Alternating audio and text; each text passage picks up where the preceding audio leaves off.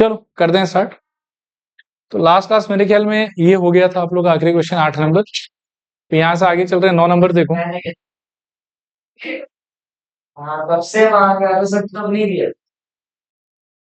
चलो ठीक है देखते हैं। देखो एक बार, तो ये कह रहा है आपसे कि the third and ninth term of the AP are what 4 and -8 respectively, which term of the AP is 0। ठीक है, लिखो हियर थर्ड टर्म का वैल्यू 4 दिया हुआ है, इसका मीनिंग हो जाएगा T3 is equals to 4। Formula से क्या खुलेगा? हाँ सब लोग फटाफट बोलते भी जाना। हाँ, a plus 2d equals to 4, equation number 1। दूसरा इंफॉर्मेशन है अपने पास में कि T9 इज इक्वल्स टू कितना -8। This implies a plus 8d is equals to -8। ये हो गया आपका इक्वेशन नंबर 2। अब 2 - 1 एम्प्लाइज, देखो a और a तो दोनों में सेम ही है, तो a कट जाएगा और 8d - 2d का आंसर कितना आ जाएगा 6d, और -8 - 4 का answer -12। So d equals to I think -2। ये उठा के 1 में डाल दो, तो 1 एम्प्लाइज क्या आ जाएगा बताओ? a plus 2 into -2 is equals to 4। So a - 4 is equals to 4। So a equals to I think 8। a is equals to 8।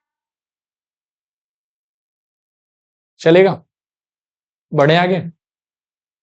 Okay, solution खत्म क्या और बाकी? बाकी मेरे ख्याल में क्या करना है बताओ? हमको बताना है कि 0 का रोल नंबर क्या हो, ये बताना है हम। और जिसका रोल नंबर नहीं पता तो इस चैप्टर में बाय डिफॉल्ट क्या मान लेते हैं? n। लिखो तो let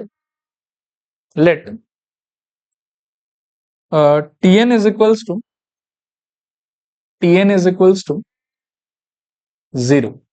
this implies a plus n minus 1 into d is equals to 0। This implies a का वैल्यू कितना है 8 plus n minus 1 into d was -2 ना। Okay, so -2 is equals to 0।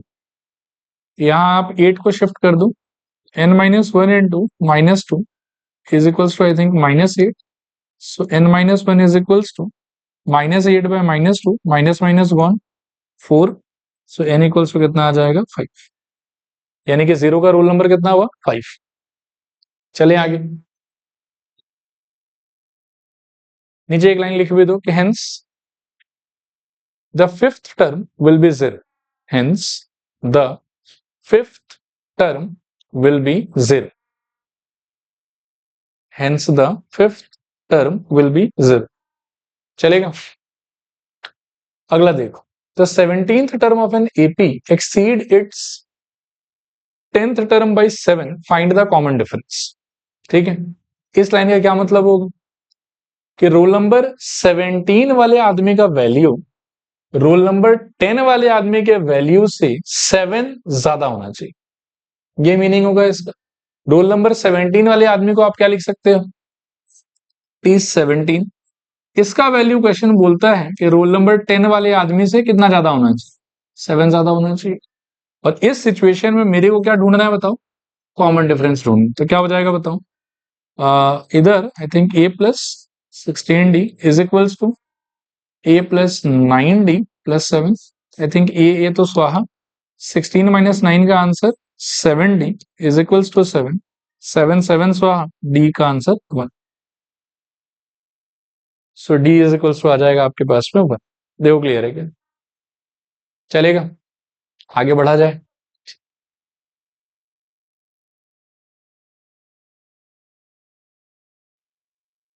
चलो आगे चल रहे हैं।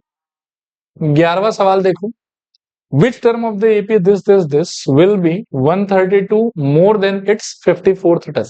वापस से विच टर्म मतलब टर्म का वैल्यू के टर्म का रोल नंबर। और रोल नंबर नहीं पता होने से क्या अज्यूम करोगे?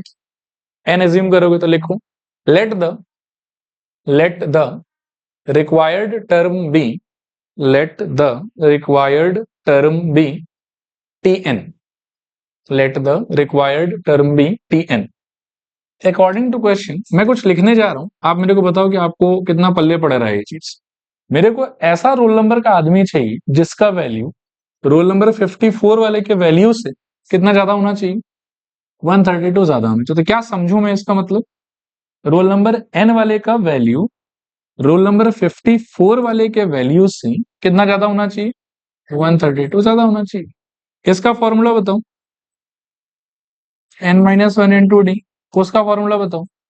a प्लस 53d और इसका वैल्यू बताओ 132। तो मेरे ख्याल में ये नहीं आया समझ में। आप देखो हमको बोल रहा है कि विच term of the AP this will be 132 more than it's 54th term. तो पहले तो ये समझना है कि विच टर्म का मतलब क्या है, टर्म का वैल्यू कि टर्म का रोल नंबर। टर्म का रोल नंबर। जिसका रोल नंबर ना पता हो मन में मान लेंगे कि रोल नंबर एन रहेगा। तो मैंने माना कि let the required term be T N, और क्वेश्चन के हिसाब से इसका वैल्यू मतलब एनवे रोल नंबर वाले का वैल्यू 54 रोल नंबर वाले के वैल्यू से 132 ज्यादा होना चाहिए। ठीक है ना। तो इसीलिए टीएन का वैल्यू T54 प्लस 132। ठीक है, बाकी फॉर्मूले से खोल रहा हूं। टीएन का formula a plus n minus one into d, T54 का फॉर्मूला ए प्लस 53। क्लियर मेरे ख्याल में सबको।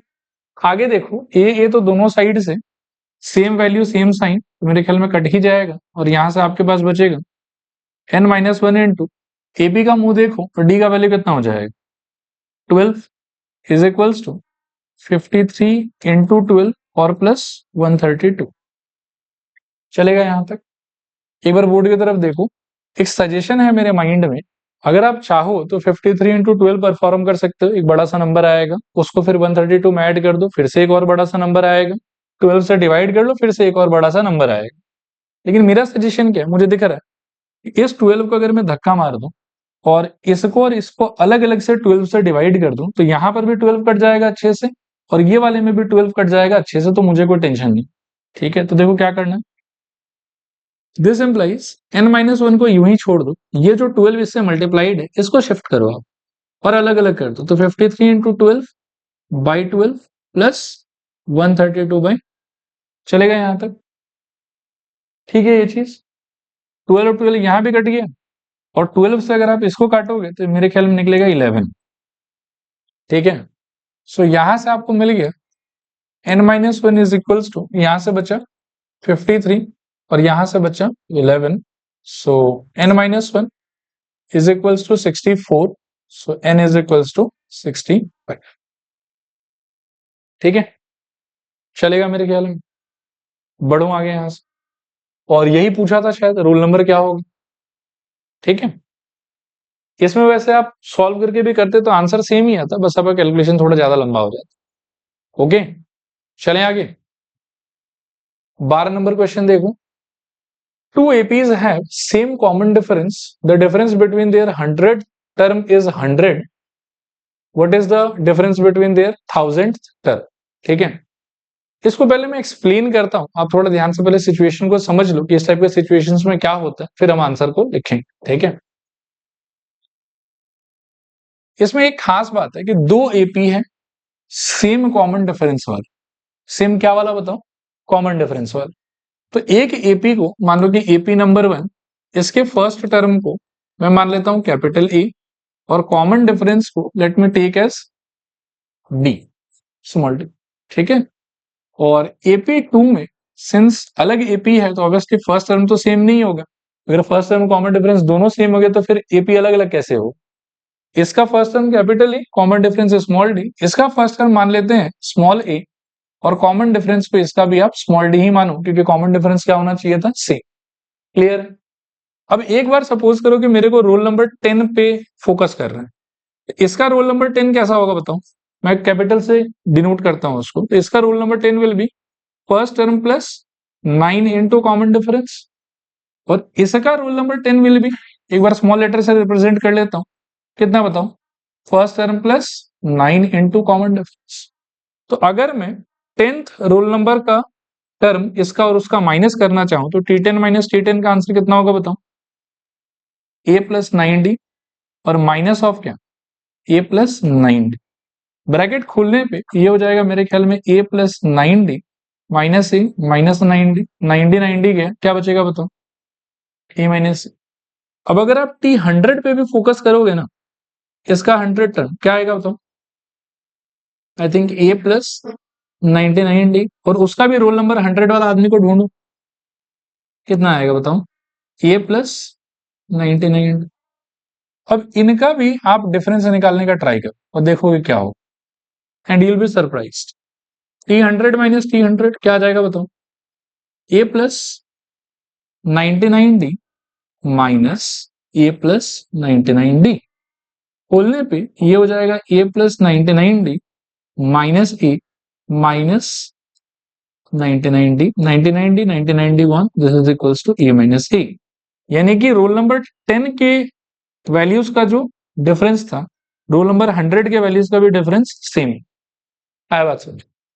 अब इसको मैं रैप अप करूंगा और एक लाइन में समझाने का ट्राई करता हूं कि यहां हो क्या।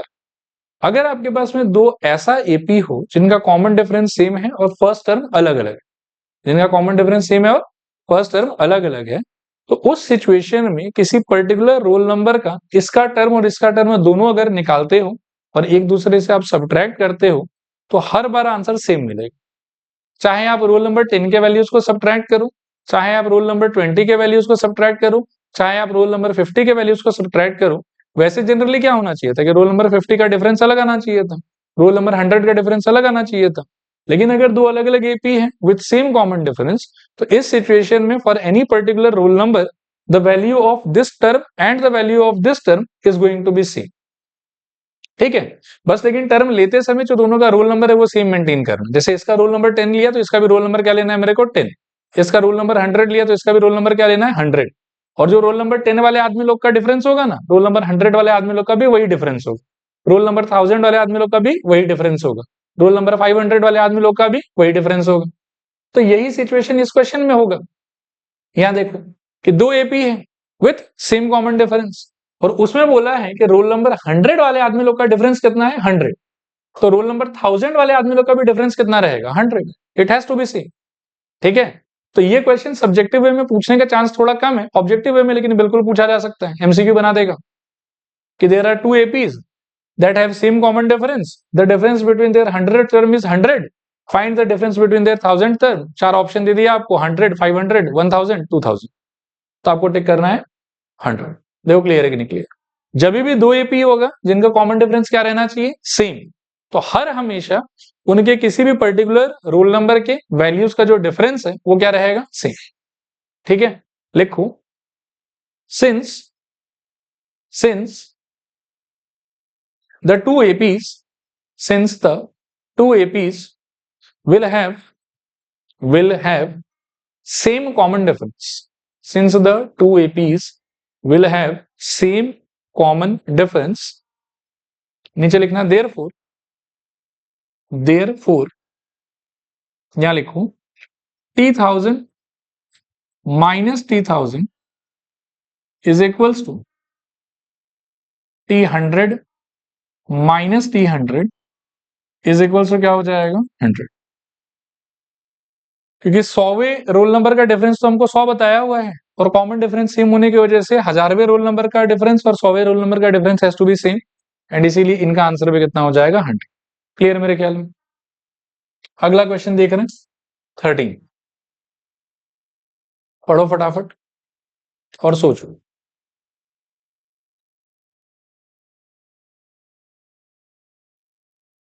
चलो ठीक है, आओ यार बात करते हैं। बहुत इजी है आइडिया, ठीक है, जो भी आइडिया मैं समझाऊं इसको परमानेंटली दिमाग में सेट करने का ट्राई करना, आगे चल के ऐसा बहुत सारा आपको इसका अलग अलग प्रोफाइल अलग अलग वर्जन देखने को मिल सकता है। ये कह रहा है कि ब्रह्मांड में या इस विश्व में 3 डिजिट का नंबर जो 7 से डिविजिबल हो ऐसा कितना लोग होगा। तो सबसे पहले आपको ये सोचना है कि 3 डिजिट के जो नंबर्स हैं वो शुरू कहां से होंगे और खत्म कहां पे होंगे। 7 से डिविजिबल वाला क्लॉज हम बाद में लगाएंगे। शुरू कहां से होंगे 100 से, और खत्म कहां पे होंगे 9, 9 और 9 पे। अभी 100 को एक बार मन में सोचो कि क्या वो 7 से डिवाइड हो सकता है, तो मेरे विचार में नहीं हो सकता है। तो नहीं हो सकता है तो वो हमारी ये वाले क्राइटेरिया को फुलफिल नहीं कर रहा। ठीक है, तो 100 से सिंस 3 डिजिट का नंबर स्टार्ट ही होता है तो पीछे देखने का जरूरत नहीं। अब आगे का सोचो, 100 नहीं हो पा रहा, 101 नहीं हो पा रहा, 102 नहीं हो पा रहा, 103 नहीं हो पा रहा, 104 नहीं हो पा रहा, कौन हो जाएगा 105 हो जाएगा। तो 3 डिजिट का नंबर जो 7 से डिविजिबल होगा ऐसा दुनिया का पहला आदमी कौन है 105। अगला आदमी कौन होना चाहिए, देखो जिससे डिवाइड करने का मन है आपका, पहला आदमी जब मिल गया उसमें वही जोड़ दो। 4 का टेबल सोचो, 4 1 जा 4, 4 2 जा 8, 4 3 जा 12। तो 4 से 8 जाने के लिए कितना ऐड करना होता है? 4 ही ऐड करना होता है। तो एक तरीके से तो 7 का टेबल टाइप ही लिख रहे हैं ना हम। अगर 7 से डिविजिबल आदमी लोग चाहिए मेरे को तो पहला आदमी लॉजिक से, दूसरा आदमी मैजिक से। 105 मिल गया, 7 जोड़ना है उसमें बस। तो पहला आदमी कौन होगा बताओ? 105। दूसरा आदमी कौन हो जाएगा? 112। मनन की बातों को मैंने सुन रहा हूँ, हाँ, गुस्सा आ जाएगा मुझे। पहला 105 मैं लिख भी देता हूँ, आप लोग भी लिखो। The numbers are 105 comma 112 comma 119 comma 126 comma dot dot dot. ठीक है, 3 डिजिट के नंबर्स खत्म कहां पे हो रहे हैं? 999 पे। अब देखो मेरे को तो शक है कि क्या पता 999 खुद ही 7 से डिविजिबल हो जाए तो अच्छा लगेगा हमको। लेकिन अपने शक को दूर करने के लिए मैं क्या करूंगा कि आखिरी आदमी जो 3 डिजिट के कैटेगरी में फॉल करेगा उसको मैं एक बार 7 से डिवाइड करके चेक कर लूं। इच्छा तो मेरा यही है कि ये भी 7 से डिवाइड हो जाए, ये भी हमारे लिस्ट में आ जाए। लेकिन देखते हैं कि इच्छा पूरा होता है कि नहीं। 7 1 जा 7। हम दुख है मेरे को इस बात का, लेकिन ठीक है ऐसा। फिर 2, तो फिर मेरे ख्याल में 14, फिर कितना 5। अभी रिमाइंडर यदि 5 ना आता तो मेरा इच्छा पूरा हो जाता कि ठीक है 999 भी मेरे लिस्ट में आ जाता। लेकिन सिंस रिमाइंडर 5 आ रहा है तो 999 मेरे लिस्ट में आएगा कि नहीं आएगा? नहीं आएगा। अब कौन आएगा मेरे लिस्ट में वो कैसे पता चलेगा? तो 999 में से 5 माइनस कर लो। अब 999 में से 5 माइनस कर लोगे तो क्या बचेगा? 994। तो आपका लिस्ट एंड कहां पे हो जाएगा? 994। अब ये 994 आया कैसे, ये चीज आप रफ में दिखाओ, इसको फेयर में दिखाने का दरकार है। ठीक है, तो लिखो द नंबर्स आर 105, हाँ लिख ही चुके हो आप, 105 112 119 126 डॉट डॉट डॉट 994। ठीक है, अब इन नंबर्स को 10 सेकंड घूरो, अच्छे से घूरो, इधर टुकुर टुकुर देखो थोड़ा सा। देखा? अब देखने के बाद में आपके मन में एक भाव आना चाहिए कि अच्छा सर शायद ये लोग तो एपी है जो 105 से शुरू हो रहा है और 7 से आगे बढ़ रहा है। ठीक है, और मुझे पता करना है कि इस लिस्ट में कितना आदमी है। तो उसके लिए हम वो स्मार्ट आदमी वाला काम करेंगे कि आखिरी आदमी का कैसे भी करके अगर हमको रोल नंबर पता चल जाए तो क्लास में उतना ही बच्चा होगा। चलेगा? लिखो clearly, clearly it is an AP, clearly it is an AP with a equals to 105, small a first term equals to 105 and d is equals to 7। अच्छा, इसके आगे एक बार देखो, लिस्ट तैयार हो गया आपका, आपको लेकिन ये पता करने के लिस्ट में आदमी कितना। तो किसी भी एपी की लिस्ट में आदमी कितना उसका तो लॉजिक हम सीख चुके हैं। लास्ट वाले आदमी को टीएन मान लेंगे, उसका जो रोल नंबर होगा वही मेरा आंसर होगा। तो लिखो लेट क्या T N is equals to 994, this implies a plus n minus 1 into d is equals to 994। This implies a के जगह पर 105 plus n minus 1 into d के जगह पर 7 इज इक्वल्स टू 994। 105 को शिफ्ट करो, n minus 1 into 7 is equals to 994 माइनस 105। मेरे ख्याल में कितना आ जाएगा? 889। So n minus 1 into 7 is equals to 889। 7 से काट सकते हो शायद, तो 1 2 और 7, तो n equals to 128। n equals to 128।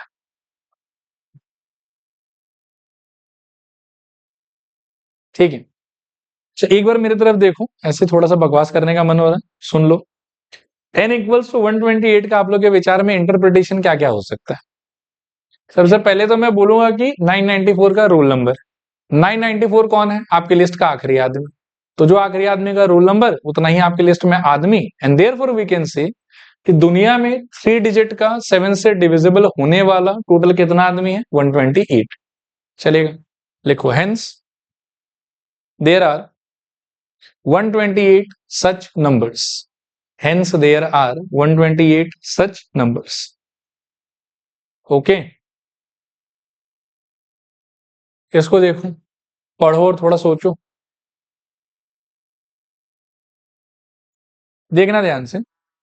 मैं एक बार ना इस क्वेश्चन को थोड़ा सा मॉडिफाई करता हूँ, यहाँ पर थोड़ा सा लिटरेचर का मीनिंग आप लोगों को समझा लेता हूँ, फिर हम घूम के आगे इस क्वेश्चन को अटेम्प्ट करें। सपोज रही क्वेश्चन होता कि how many multiples of 2 lie between 10 and 50। एक ये सवाल हो सकता था, और एक यही सवाल हो सकता था कि how many multiples of 2 lie between के जगह अगर मैं शब्द चेंज कर देता फ्रॉम 10 टू 250। अब इन दोनों लैंग्वेज का मीनिंग बहुत अलग होता है।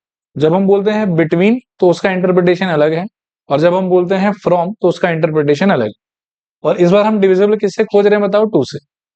तो 10 और 250 को अगर आप चेक करोगे तो वो लोग भी 2 से डिविजिबल तो है।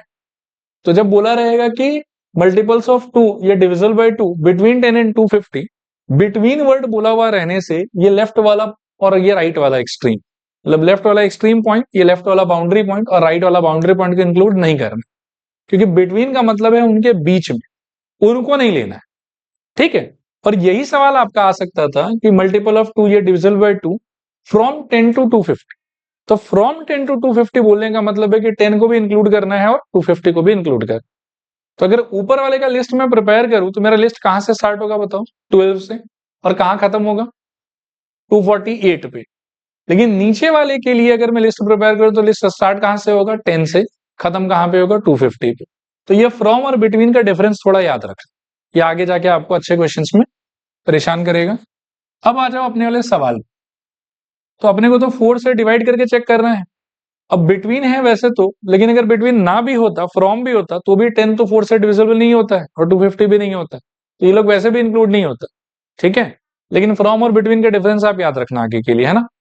लिखो the numbers are, the numbers are 10 के बाद का नंबर चेक करना है जो 4 से डिवाइड हो सके, ऐसा कौन होगा? 12 पहला आदमी। लिखो द नंबर्स आर 12 पहला आदमी। लॉजिक से अब मैजिक करो, क्या करोगे बताओ? 4 ऐड करते जाओ तो क्या हो जाएगा? 16। वेरी गुड, दिमाग चल रहा है आप लोग का। 16 के बाद 20, फिर डॉट डॉट डॉट, लास्ट कहां रुकना है आपको? तो 250 पे रुकने के लिए बोला गया। इच्छा आपका ये रहना चाहिए कि 250 ही मेरा आंसर हो जाए, लेकिन 250 को आप 4 से डिवाइड करके चेक कर लो। तो 6, 24, 10, तो 2, तो 8, तो फिर से हुआ दुख कि 2 नहीं आना चाहिए था। तो जो रिमाइंडर आया उसको सब्ट्रैक्ट कर लो 250 में से, क्या बचेगा बताओ? 248। हो गया आपका लिस्ट तैयार। अब लिस्ट को टुकुर टुकुर देखो एक बार फिर से। ठीक है। और आपको फीलिंग आना चाहिए क्या चीज का? एपी का। लिखो clearly, clearly it is AP, it is AP with A is equals to small a equals to 12 and D is equals to कितना? 4। D is equals to 4, common difference 4 चलेगा। अच्छा आपको क्या निकालना बताओ कि लिस्ट में कितना आदमी है, ठीक है ना? और लिस्ट में कितना आदमी निकालने का तरीका क्या होगा कि आप लास्ट वाले आदमी को Tn मान लो और फिर सॉल्व करके n निकालो। लिखो let Tn is equals to 248। Tn का formula a plus n minus 1 into D is equals to 248। a का answer plus n minus 1 into D का आंसर 4 इज इक्वल्स टू 248। 12 को शिफ्ट करो, so n minus 1 into 4 is equals to 248 minus 12 कितना हो जाएगा? 236। 4 से काटो 59 और n इक्वल्स टू 60। बिल्कुल सही Devesh, n equals to 60। n equals to 60 का अलग अलग इंटरप्रिटेशन बताओ। पहला इंटरप्रिटेशन 248 का रोल नंबर है। 248 कौन है? लिस्ट का लास्ट आदमी, और लिस्ट का लास्ट आदमी का रोल नंबर ही क्या होता है? लिस्ट का टोटल नंबर ऑफ आदमी। तो नीचे लिखो hence there will be 60 such terms. Hence there will be 60 such terms. चलो आगे, अगला देखो।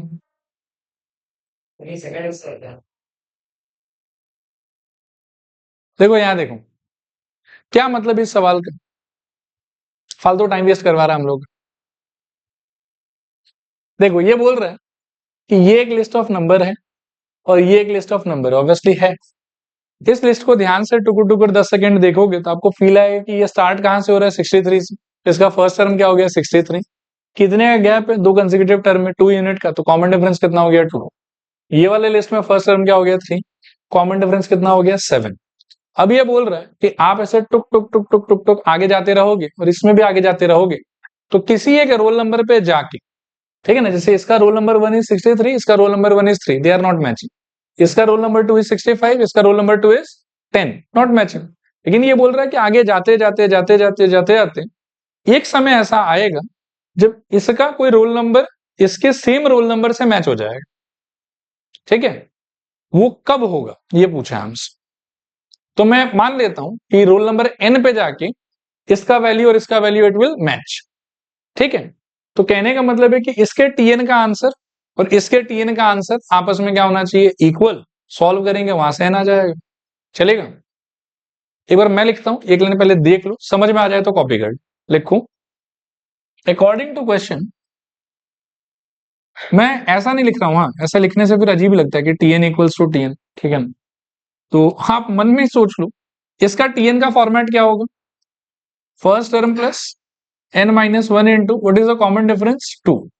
और इसका tn का फॉर्मेट क्या होगा, first term plus n minus one into what is the common difference 7। They must be equal and I need the value of n। चलो सॉल्व करो।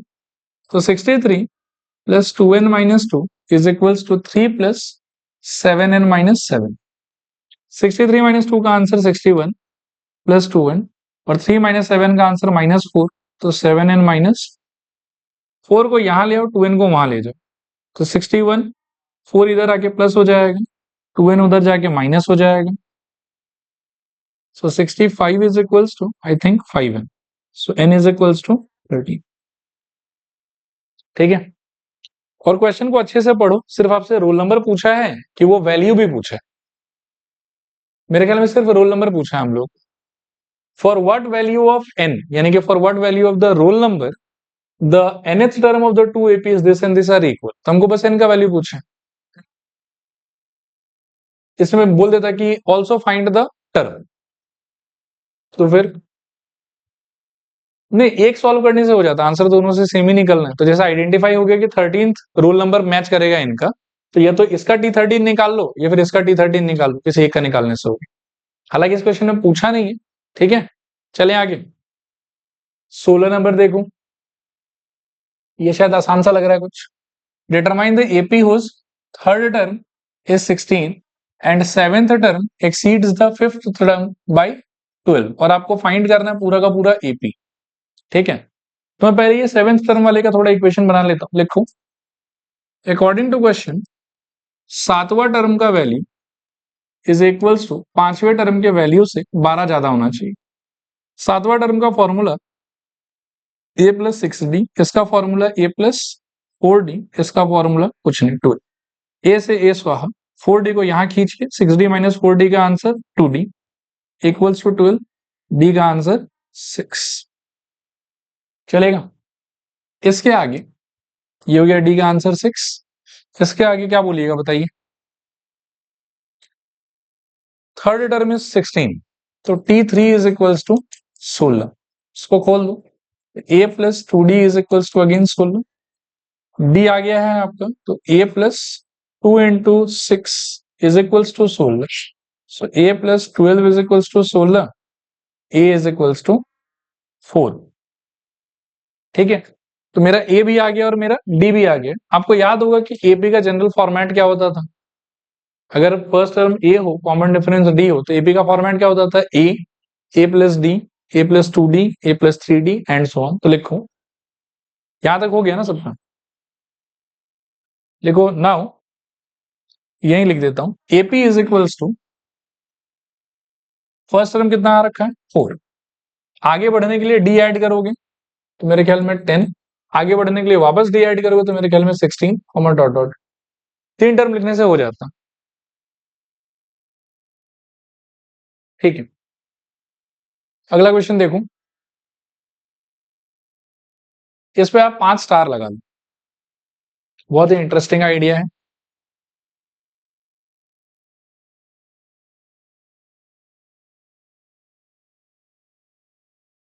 करूं डिस्कस, सब लोग बोर्ड पे देखो थोड़ी देर के लिए। लेटर से कि एक नंबर 3 इससे मैं स्टार्ट करता हूं और आगे फॉरवर्ड जाने के लिए मैंने प्लेज किया कि मैं 5 ऐड करूं। ये कसम खाया मैंने। बताओ अगला नंबर क्या है, उसके बाद वाला बोलते जाओ। ये वो सब लोग ये भी नहीं जोड़ पा रहे हैं, बताओ क्या हालत हो गया आप लोग। बस 2-3 लोग।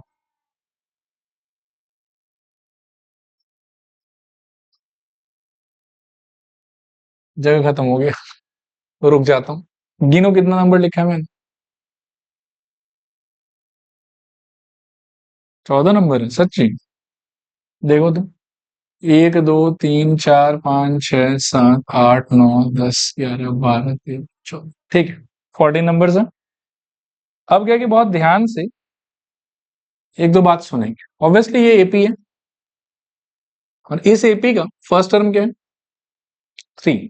कॉमन डिफरेंस क्या है, 5। चलेगा मेरे ख्याल में।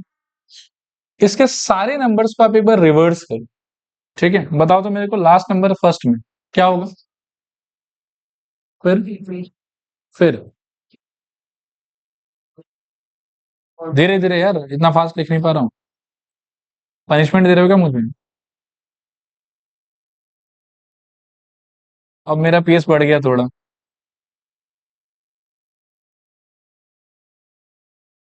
ठीक है 5, चलेगा। ओके, अभी जादू देखेंगे और खुश होंगे। खुश तो वैसे हमेशा ही रहना चाहिए। देखो यहाँ देखो, इस लिस्ट में अगर मैं आपसे पूछूं कि मेरे को पांचवां टर्म बताओ, कौन सा टर्म बताओ, पांचवा टर्म। तो एक आप ट्राई कर सकते हो अपने आंखों की शक्ति पे भरोसा करके कि 1 number, 2 number, 3 number, 4 number, 5 number. तो आपका आंसर क्या होना चाहिए, 23। फिर दूसरा क्या, कि आप अपने दिमाग पे भरोसा कर सकते हो कि नहीं सर ये सब चीटिंग वीटिंग हम नहीं करेंगे। हम तो पांचवा टर्म आपको ऐसे बताएंगे, T5 = A+4D, फिर ए का वैल्यू 3, तो 3 + 4 इंटू डी का वैल्यू 5, तो आंसर हो गया 23। तो दिमाग के हेल्प से निकालोगे तो भी 23, आंख के हेल्प से निकालोगे तो भी 23। अब क्या है कि आपको मतलब क्या है कि परेशानी तब होगा जब मैं आपसे बोलूं कि मेरे को पांचवा टर्म बताओ, लेकिन आगे से आने वाला नहीं, पीछे से आने वाला। बैक से मतलब ये लिस्ट तो कंप्लीट है ना मेरे पास में, स्टार्ट फिक्स है, इसका एंड फिक्स है। इस लिस्ट में बैक से अगर कोई काउंटिंग करे तो 5 नंबर पे उसको कौन सा नंबर मिले। आंखों की शक्ति से तो बता सकते हो 48, लेकिन मैं अगर बोलूं कि दिमाग से बताना है तो, क्योंकि कभी कभी ऐसा भी हो सकता है कि लिस्ट नहीं रेडी हो। ठीक है, आप कुछ बोल रहे हो लेकिन मेरे को वो आइडिया अच्छा नहीं लगता, मैं दूसरा आइडिया समझाऊं। क्वेश्चन क्लियर है आपको। आई कैन आस्क यू कि पांचवा टर्म क्या होगा from the beginning, and I can also ask you कि पांचवा टर्म क्या होगा फ्रॉम द एंड। तो फ्रॉम द बिगिनिंग के लिए this formula will work fine, कोई इशू नहीं आएगा आपको, आपका आंसर आ जाएगा। लेकिन फ्रॉम द एंड अगर कोई आपसे पूछ ले कि इस लिस्ट में 5 नंबर पे कौन आएगा या फिफ्थ रूल नंबर पे कौन आएगा फ्रॉम द एंड, ठीक है ना, तो आप ये फॉर्मूला डिप्लॉय करके आंसर नहीं निकाल पाओ। उस टाइम पर दिमाग लगाने का मेरे हिसाब से अच्छा अप्रोच ये होना चाहिए कि अगर ये एपी है तो इस लिस्ट को रिवर्स करने से जो निकल के आ रहा है ऑब्वियसली वो भी एपी है। ठीक है, थोड़ा फर्क है दोनों में। फर्क क्या है कि जैसे ये वाली एपी का first term is 3, common difference is 5। इस वाली एपी का, इसको एपी भी नहीं बोलेंगे हम, क्या बोलेंगे बताओ, रिवर्स एपी। इस रिवर्स एपी का first term will be the last term of the original AP, तो क्या हो जाएगा बताओ, first term will be 68, correct. And इसका कॉमन डिफरेंस अगर 5 है तो इसका कॉमन डिफरेंस क्या हो जाएगा, -6। इसका -5 होता तो इसका क्या हो जाता, 5। ऐसा कोई नेसेसिटी नहीं है कि हमेशा रिवर्स एपी का कॉमन डिफरेंस नेगेटिव रहेगा, ये ओरिजिनल एपी के कॉमन डिफरेंस का उल्टा रहेगा। अगर उसका पॉजिटिव तो इसका नेगेटिव, उसका नेगेटिव तो इसका पॉजिटिव।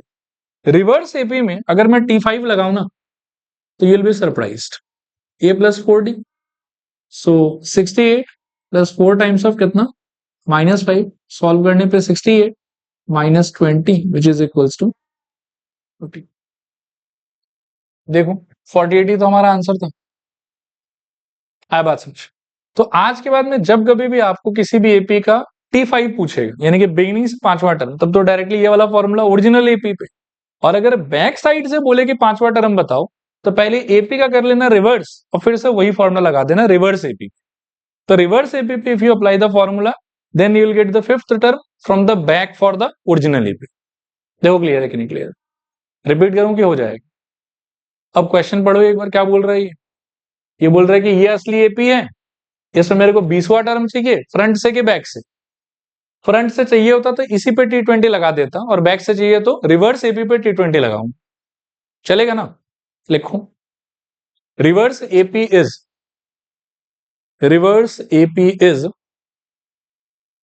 यहां बोर्ड पर देखो, ओरिजिनल एपी का लास्ट टर्म, रिवर्स एपी का फर्स्ट टर्म 253, इसका लास्ट, रिवर्स का फर्स्ट, लिखो रिवर्स एपी इज क्या हो जाएगा 253।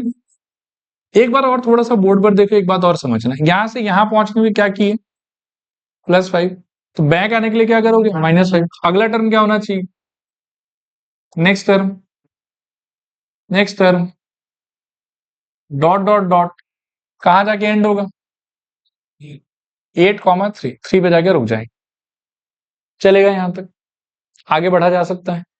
अब लिखो, नाउ आपको कौन सा टर्म चाहिए बैक से, T20, तो T20 is equal to formula क्या होना चाहिए, A प्लस 19D, ए का वैल्यू 253 प्लस 19 टाइम्स ऑफ इनका डिफरेंस -5, this is equals to 253 minus I think 95, और सॉल्व करके शायद से कितना 158, एक बार चेक कर लो, सही है?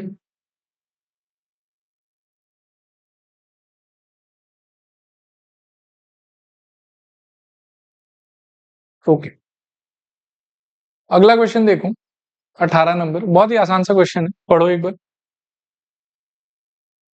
The sum of fourth and eighth term of the AP is how much, 24, and sixth और 10th टर्म का सम कितना दिया हुआ, 44। पहले आओ इनको इक्वेशन में ट्रांसलेट करें, इसका क्या मीनिंग होगा बताओ, T4 plus T8 is equals to how much, 24, T4 खोलने पे A प्लस 3D, और T8 खोलने पे A plus 7D is equals to how much, 24। So जोड़ देने पे कितना आ जाएगा, 2A plus 10D is equals to 24, equation number 1। अच्छा यहाँ देखो, आपका मन कभी कभी कर सकता है कि सर 2 से, हाँ, 4 प्लस 8 12 करना चाहते हो ना, नहीं, धरती लोक पे तो नहीं होगा, मंगल ग्रह पे हो सकता है। बाकी T4 का फॉर्मूला, T8 का फॉर्मूला फिर खुलेगा या ऐड होगा। अच्छा, दूसरा इंपॉर्टेंट बात में क्या कर रहा था कि इसमें आपको 2 काटने का मन कर सकता है, क्योंकि ये भी डिविजिबल है, ये भी है और ये भी है, बट मैं सजेस्ट करूंगा कि मत काट, ठीक है, आप इसको ऐसे रहने दो, चलेगा? क्यों रहने दो मैं समझाऊंगा अभी थोड़ी देर में, बट आप काटना मत यहाँ पे, है ना? सेकंड कंडीशन में क्या होगा बताओ, T6 प्लस, बोलो क्या, T10 इज इक्वल्स टू क्या, 44, तो खोलने पे ये क्या हो जाएगा, A प्लस 5D, अब थोड़ा लिखते भी जाओ, और ये वाला A plus 9D is equals to मेरे ख्याल में 44, सो मिला के 2A plus 14D is equals to 44, equation number 2। अच्छा, काटने से क्यों मना कर रहा हूं वो सुनो ध्यान से, जैसे इसमें ये इवन नंबर, ये इवन नंबर, ये इवन नंबर इसलिए कट रहा है, सेकेंड इक्वेशन में हो सकता है कभी कभार 44 की जगह कोई ऑड नंबर आ जाए, तो उस केस में यहाँ नहीं कटेगा, और नहीं कटेगा तो फिर आपका ए का स्ट्रक्चर डिफरेंट हो जाएगा, फिर से आपका एलिमिनेशन मेथड एकदम डिटेल में लगाना पड़ेगा। लेकिन अगर आप 2A छोड़ देते हो, तो चाहे इवन नंबर हो चाहे ऑड नंबर हो, क्या फर्क पड़ता है, डायरेक्टली माइनस करके ए हट जाएगा हमारा, ठीक है, इसीलिए 2 से डिवाइड मत कर, चलेगा? आगे लिखो ना, इक्वेशन 2 माइनस इक्वेशन 1 यदि करते हो तो 2A सीधा गया, 14D माइनस 10D कितना आएगा, 4D, और 44 माइनस 24 कितना आएगा, 20, तो D इक्वल्स टू कितना आ जाएगा, 5, D इक्वल्स टू 5, चलेगा? आगे लिखूं, ये 5 किसी एक में बिठा सकते हैं, आप लोगों ने नीचे करना, मैं यहाँ साइड में कर देता हूँ, तो D इक्वल्स टू 5 मेरे ख्याल में फर्स्ट इक्वेशन में बिठा लो, तो 1 implies 2A plus 10 into 5 is equals to 24. So 2A is equals to 24 minus 50. 2A is equals to minus 26. A is equals to minus 13 आ जाएगा. A is equals to minus 30. पहले ये पूरा कॉपी करना है, फिर ये वाला, तो A equals to minus 13. और क्वेश्चन में पूछा क्या वो देखो, फर्स्ट 3 टर्म्स, ठीक है, तो फर्स्ट टर्म अपना कितना है, -13, सेकेंड टर्म पे जाने के लिए इसमें क्या ऐड करोगे, कॉमन डिफरेंस, वो कितना रखा है, 5, तो 5 ऐड करने से क्या आ जाएगा, -8, फिर से 5 ऐड करने से -3। तीन ही टर्म पूछा था, इसीलिए इस पे रुक जाएंगे। ठीक है,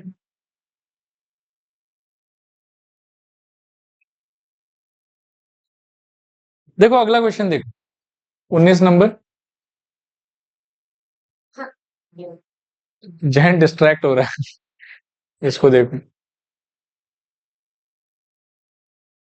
और इसमें 1995 होना चाहिए।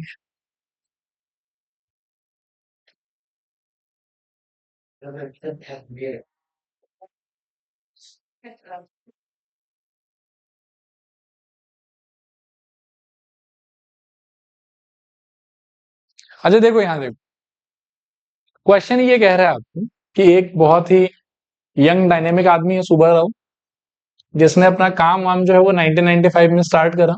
उस टाइम पर उसको सैलरी मिल रहा था 5,000 करके, और उसको बोला कि हर साल 200 रुपया का इंक्रीमेंट मिलेगा। मतलब पहले साल अगर उसका सैलरी 5,000 करके है तो अगले साल 5,200, उसके नेक्स्ट ईयर 5,400, उसके नेक्स्ट ईयर 5,600, ऐसा कर करके पूछ रहा है कि कौन से साल में जाके उसका इनकम जो है वो 7,000 हो गया।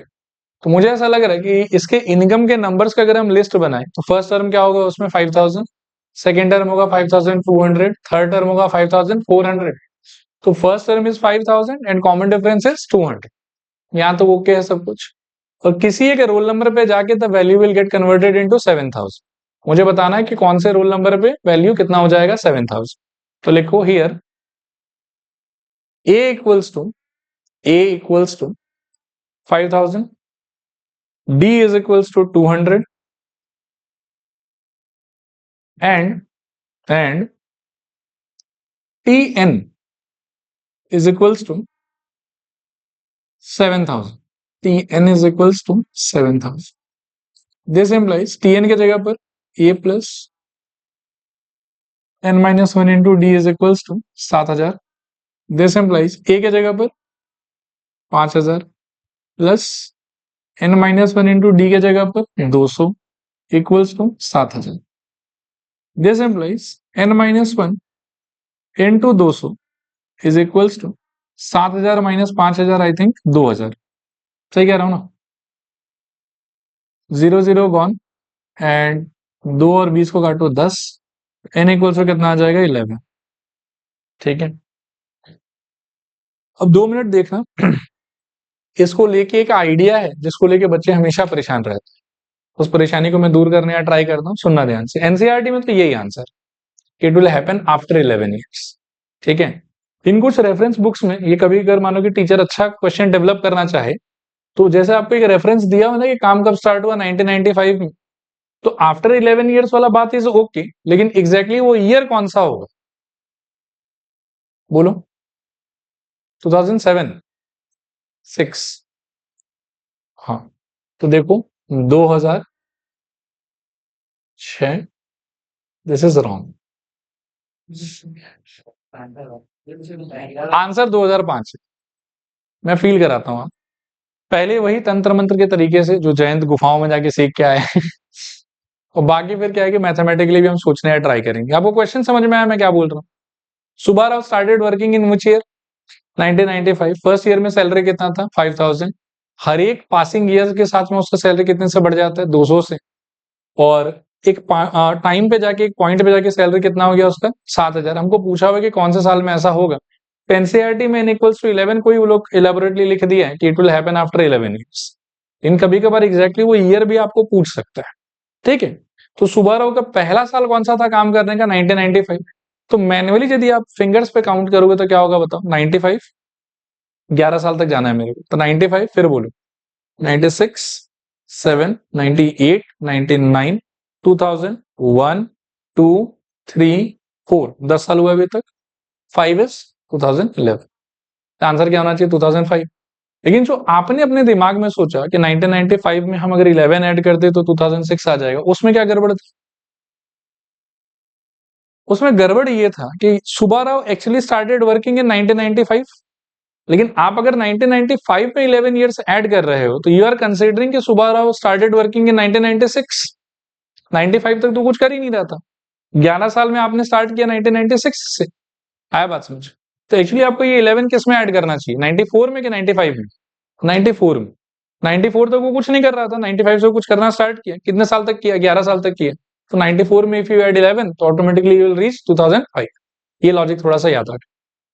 क्लियर मेरे ख्याल में? ओके। नेक्स्ट अब चैतन्य का फेवरेट क्वेश्चन, राम के लिए। और फिर से उसको डिस्ट्रैक्शन से बचाने के लिए अपन थोड़ा स्लाइड चेंज कर दे। पढ़ो, यहां से पढ़। चलाओ करते हैं। तो रामकली का ऐसा था कि शुरुआत कितने रुपए से हुआ? 5 रुपए से। हर वीक में सेविंग कितना हो रहा था उसका? 1.75। और लास्ट में जाके टोटल सेविंग कितना, मतलब लास्ट वीक में कितना हो गया? 20.75। तो लिखो here A equals to 5, D is equals to 1.75 and tn is equals to 20.7. This implies a plus n minus 1 into d is equals to 20.75. This implies a के जगह पे 5 plus n minus 1 into d के जगह पे 1.75 is equals to 20.75. 5 को उधर shift कर दूं तो n minus 1 into 1.75 is equals to 15.75. दोनों में पॉइंट ना दो दो डिजिट के बाद है, तो एक काम ऐसा कर लो तो ये कैलकुलेशन इजी हो जाए कि 175 अपॉन 100 और उस तरफ कर दो 1575 अपॉन 100। मेरे ख्याल में 100 हो गया। तो यहां से हम लिख सकते हैं n minus 1 is equals to 1575 divided by 175। इसको काट के चेक करो कितना आता है। किससे काट सकते हो बताओ? 25 से काटो तो कितना आ जाएगा? 4 3 7, नीचे 7 आ जाएगा और ऊपर 25 से काटोगे तो क्या होगा? अल्टीमेटली 9 आ रहा है क्या? 63 9। सो n इक्वल्स टू कितना आ जाएगा? 10। चलेगा मेरे ख्याल में। अब जैसे सुबह राव में साल पूछ लिया कि एग्जैक्टली कौन से साल में होगा, तो रामकली में वो पूछना पॉसिबल नहीं है क्योंकि वैसा कोई रेफरेंस है ही नहीं हमारे पास में। तो इसमें कंक्लूडिंग लाइन हमारा क्या होना चाहिए कि it will happen after 10 weeks. ठीक है, इसके साथ आज का क्लास यहीं समाप्त। ठीक है।